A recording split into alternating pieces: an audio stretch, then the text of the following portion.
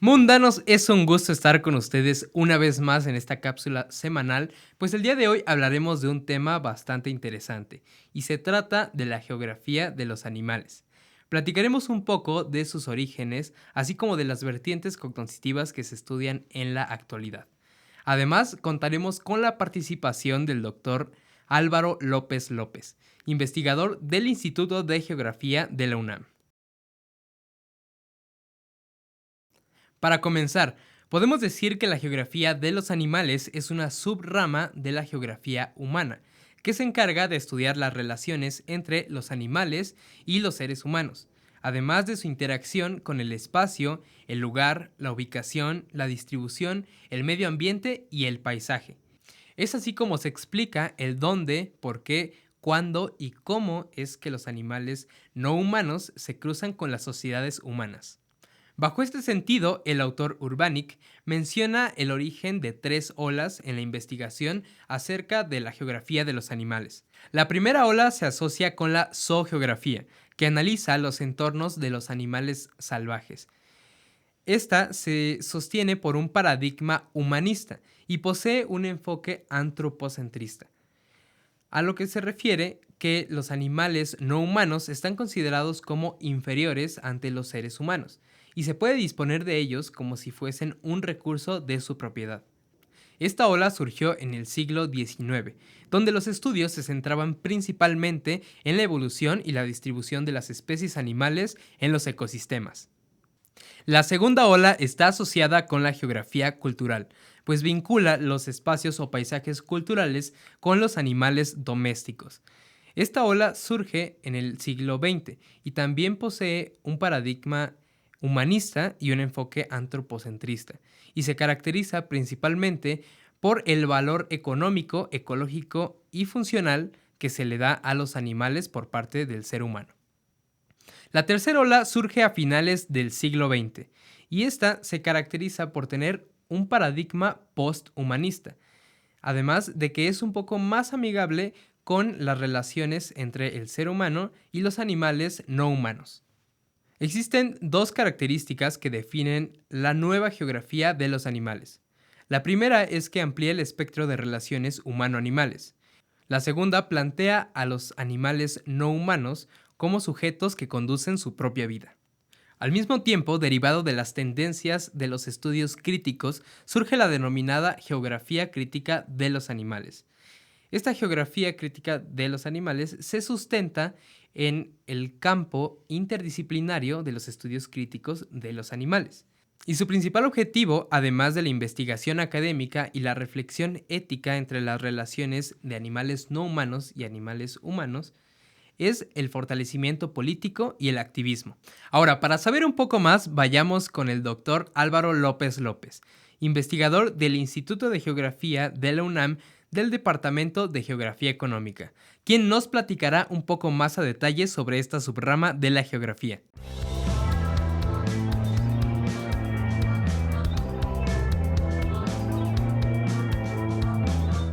Pues muchas gracias una vez más por estar aquí con nosotros en el podcast Mundanos, Geografía en tus oídos. Y bueno, daremos inicio con un tema muy interesante, preguntándole cómo es que surgen los estudios sobre animales desde la geografía. Pues en realidad estos estudios surgen como la necesidad de que la geografía pudiera tener una evolución en la manera en cómo venía analizando, digamos, su relación con los animales no humanos. Eh, en realidad, eh, yo te diría, Ricardo, que desde el siglo XIX se dieron los primeros estudios, pero estos estudios se dieron desde la zoogeografía, que es una manera de entender el espacio geográfico en donde los animales son vistos como parte de diferentes ecosistemas, ¿no? Entonces, en este sentido, los animales quedaron durante mucho tiempo pues muy cosificados como objetos, digamos, ¿no? Como cualquier otro objeto que forma parte, digamos, del entorno, del ámbito de la ecología, por decirlo de alguna manera. Tiempo después, hacia el siglo XX, pues con Carl Sauer, un geógrafo muy famoso, que trabajó mucho la cuestión del paisaje y la geografía cultural, pues con este geógrafo hubo un brinco, un cambio, digamos, en la manera de entender a los animales, y aquí fue desde el punto de vista cultural. Es muy interesante porque Carl Sauer tiene una publicación justamente que alude a cómo los animales son parte del paisaje cultural, pero siempre son vistos de todas maneras como objetos, ¿no? Como parte constitutiva de un paisaje en donde lo relevante es el ser humano, ¿no? Ahí se dio un cambio importante. Posteriormente, pues ya podemos decir que hacia pues digamos, hacia fines de la década del 1990 y principios del 2000, estamos hablando de poquito más de 20 años, en que surge la geografía de los animales desde una perspectiva crítica, en donde ya los animales dejan de ser parte ilustrativa del paisaje, digamos, así como pueden ser otros elementos, y ya se convierten en sujetos, ¿no? Y aquí evidentemente pues tuvieron que ver muchos elementos en que se diera este nuevo paradigma de la geografía. Entender a los animales como sujetos a los que se busca atribuirles derechos, pero antes de atribuirles derechos, evidentemente lo que se busca es reconocerlos como seres sintientes, tan sintientes como los seres humanos, sobre todo en la alusión de que los seres humanos somos animales en el sentido estrictamente biológico, ¿no? Si nosotros revisamos la taxonomía de la vida, digamos, pues podemos observar que el ser humano es parte de este reino animalia y que compartimos con los animales pues mucho en común, fundamentalmente la sintiencia, ¿no? Pero bueno, si quieres sobre esto podemos hablar más adelante.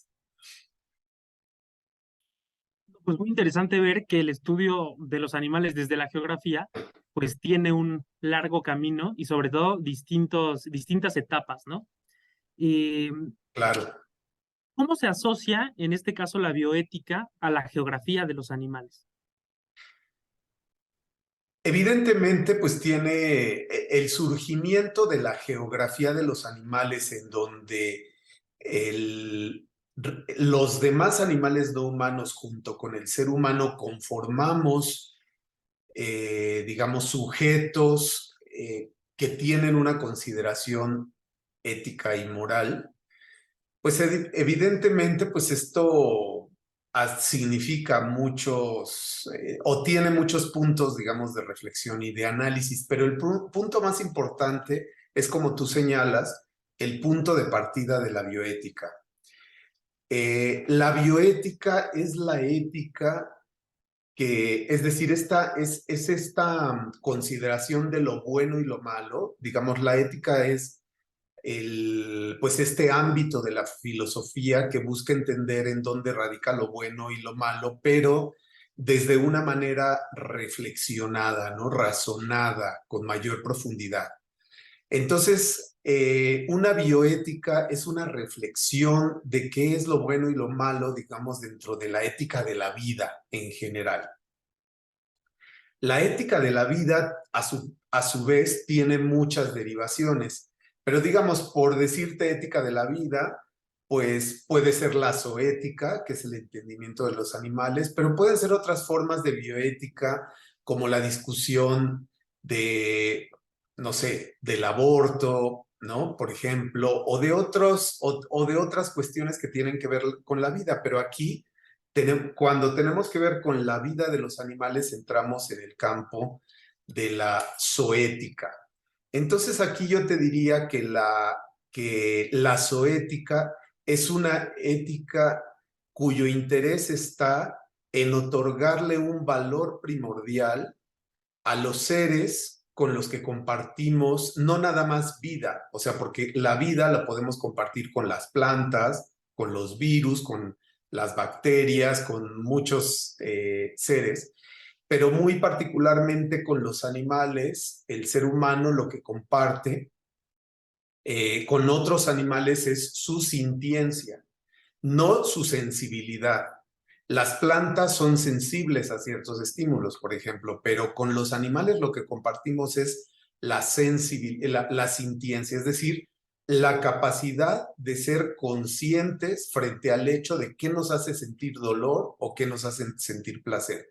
El ser humano no es el único ser que tiene esta experiencia, ¿no? Sino otros animales también, con otros animales también lo compartimos.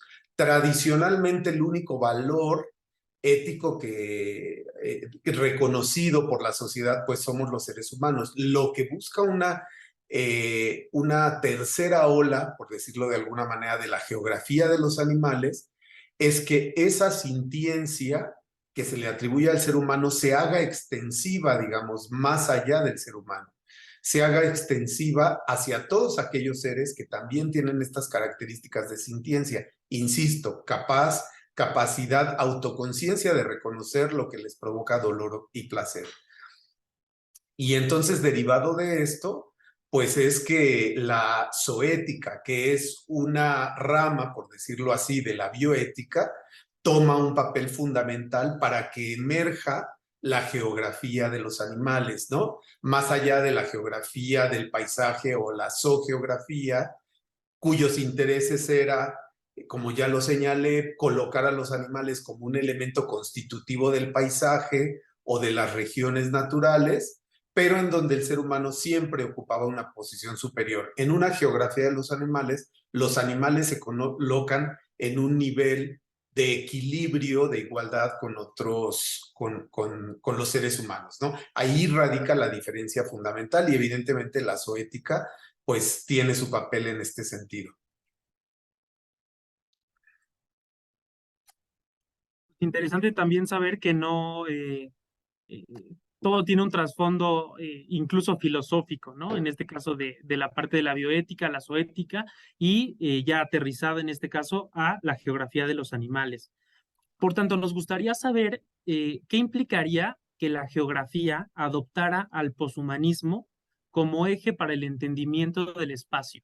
Sí, en las preguntas anteriores, Ricardo, me costó un poco de trabajo responderte muchas cosas porque un punto central, un punto fundamental para pasar de las geografías anteriores a la geografía de los animales fue justamente el poshumanismo, ¿no?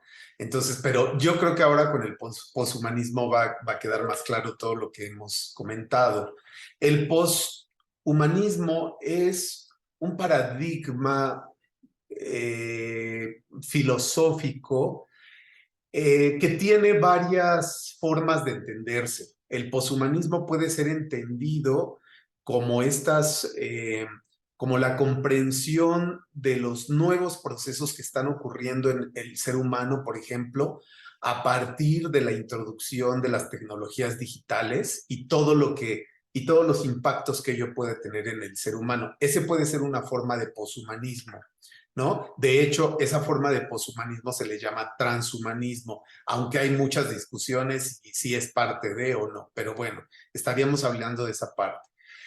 Pero otra forma de entender el poshumanismo es cuando el ser humano, después del humanismo, acordémonos que en el humanismo, el ser humano es justamente uno de los momentos máximos cuando se erige como el sujeto más importante del planeta. ¿Y por qué se erige como sujeto más importante? Porque es ahí cuando el ser humano está soportado por la ciencia. Recordemos que el humanismo nace con el Renacimiento, ¿no? Y entonces la ciencia va tomando un papel fuerte y es cuando el ser humano adquiere una fuerte confianza en sí mismo y la capacidad de autorresolver sus problemas. En este desarrollo, el humanismo pues coloca a los animales no humanos en una posición inferior, simplemente inferior. El poshumanismo, desde esta vertiente que estoy yo señalando, es atribuirle circunstancias de igualdad, es dejar con los animales no humanos, ¿no?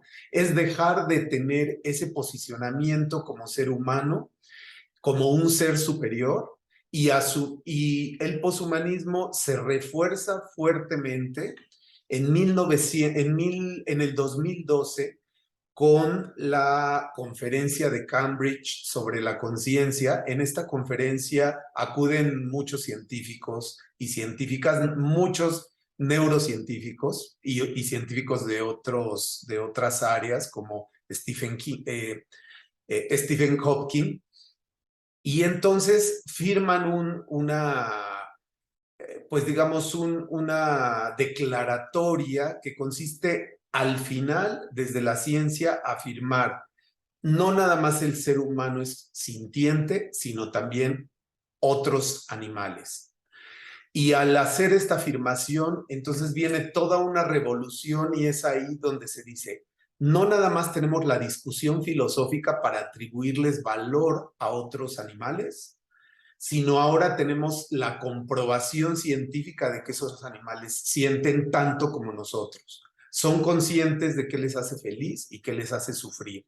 Consecuentemente, viene todo un cambio en la manera de comprender a los animales, y este cambio se ha dado en todos los ámbitos, en todas las disciplinas, ¿no? Y en la geografía no ha sido la excepción. Se ha venido dando desde principios el siglo, una fuerte transformación hacia la manera de entender nuestras relaciones con los animales no humanos desde la geografía, ¿no? Pues sin duda es un tema muy interesante. Yo creo que todavía quedan muchas más dudas de las personas que nos están escuchando, que nos están viendo. Y justo por eso, la última pregunta sería, ¿alguna recomendación que nos pudiera hacer usted, algún material que nos recomiende para que los mundanos y las mundanas que nos escuchan conozcan más sobre este tema? Sí. Me gustaría mucho, Ricardo y Octavio, comentarles que hay mucha producción académica, pero la geografía, aunque ha iniciado la transformación, el viraje de las geografías, de la comprensión del espacio y los animales, ¿no? Lo cierto es que no hay mucha producción académica global. Pero digamos, te puedo señalar algunos materiales que pueden ser de utilidad en la comprensión de esta área, ¿no? Un material que yo considero que es fundamental es el trabajo de Julie Urbaniak. Julie Urbaniak es una geógrafa muy famosa que tiene un libro que se llama Placing Animals, que pues ha sido multileído, multicitado, al igual que otro trabajo que se llama Animal Geographies, de Judy Emmel y Chris Wilbert, y de Jennifer Wolf, en donde también son como los primeros trabajos que intentaron plantear el nuevo paradigma de esta geografía de los animales. Luego, tiempo después, unos 10 años después, vino Williams Stephen, que también tiene tiene un trabajo al respecto, ¿no?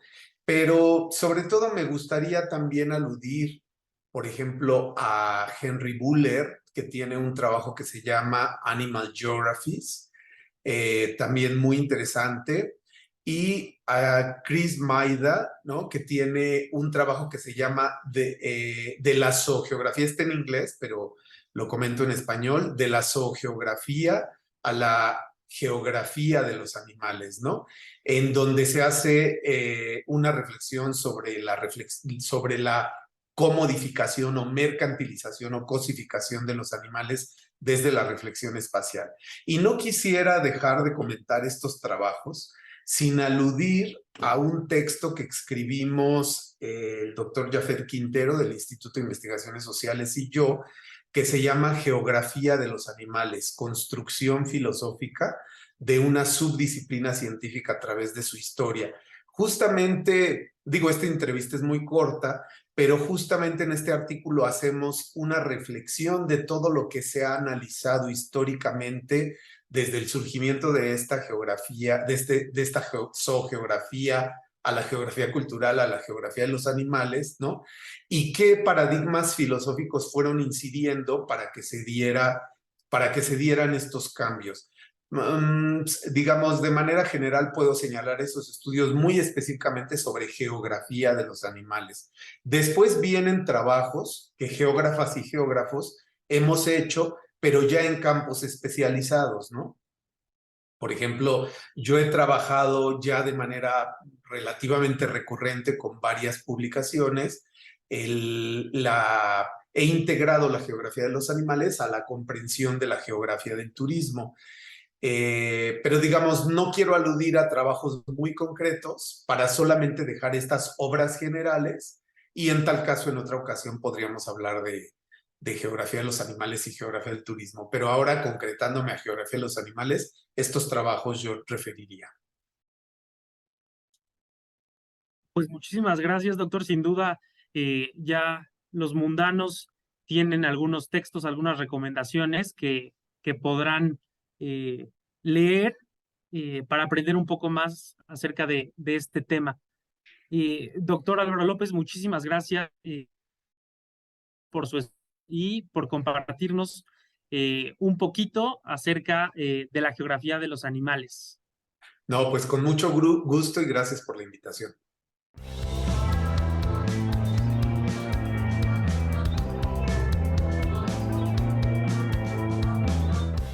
Mundanos, pues hemos llegado al final de este ciclo de cápsulas. Esperamos que toda la información que presentamos haya sido de su interés. No olviden seguirnos en nuestras redes, así como en YouTube y Spotify. Esto fue Mundanos, Geografía en tus oídos.